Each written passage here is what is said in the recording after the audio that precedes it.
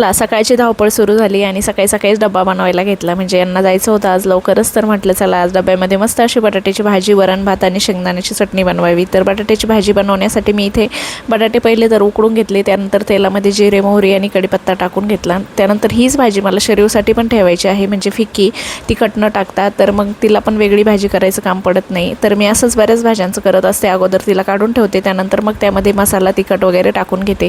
तर वरण भातही एक साईडने लावून दिलेला आहे. आता वरणाला फोडणी देऊन घेते, कारण यांना सकाळी सकाळी जाण्याची खूप जास्त गडबड असते आणि यांचा एकदा डब्बा वगैरे दिला करून की मी माझी मग निवांत होऊन जाते. आणि मग आता सध्या लेकरांना पण सुट्ट्या आहे, तर लेकरांचा पण धिंगाणा चालू असतो. तर म्हटलं एकदा पटापट सगळ्या स्वयंपाक वगैरे झाला की मग दिवसभर आपण फ्री राहून जातो. तर वरणाला पण छान अशी फोडणी दिली. त्यानंतर आता पोळ्या बनवून घेते. पोळ्या बनवल्यानंतर आणि बाकीचे सगळे कामं आवरल्यानंतर मला आज दुपारी मार्केटमध्ये पण जायचं आहे. आणि हो, एक आहे, दिवाळीचे कितीही गोडधोड आणि कितीही पदार्थ घरामध्ये जरी बनवले ना तरी पण सगळी भाजी भाकरीची सर येतच नाही, सगळ्यांना भाजीपोळी खायचीच असते. मला वाटलं आज सगळे नाश्त्यामध्ये जे काही बनवलेले पदार्थ आहे ते खातील आणि मग मी दुपारी स्वयंपाक करेल, पण असं काही होत नाही बरं का, सगळ्यांना भाजीपोळी पाहिजेच असते. त्यानंतर मग कधी वाटलं तेव्हा ते फराळाचं खातात.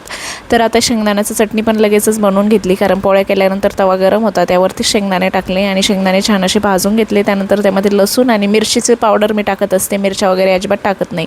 त्यानंतर यांचा छान असा डब्बा भरून दिला. वरण मी कॅनमध्येच देत असते, कारण की मग ते गेल्यानंतर त्यांना चुरून खायला आवडतं आणि फिक्कं वरण चुरून खायला खरंच खूप छान लागतं. दुपारी मार्केटमध्ये गेल्यानंतर जी काही शॉपिंग करायची होती ती थोडीफार राहिली करून घेतली आणि मार्केटमध्येच आम्ही एवढं थकलो की तिकडेच मस्त असा नाश्ता वगैरे करून घेतला, डोसा खाल्ला. त्यानंतर घरी आले आणि आता चकलीची तयारी करायला घेतली, चकली करायला घेतली. दिवाळी फराळातील माझा एक पदार्थ बाकी होता, तो म्हणजे मेन असा चकली, कारण चकली सगळ्यांनाच खायला खूप आवडते मनापासूनच. आणि आता आल्यानंतर फ्रेश वगैरे झाले, चहा घेतला आणि थोडासा आराम करून लगेचच चकली बनवायला घेतली. आणि चकलीची रेसिपी आपल्या चॅनलवर टाकलेली आहे, नक्की एकदा चेक करा. चला तर मग भेटूया परत एकदा, बाय.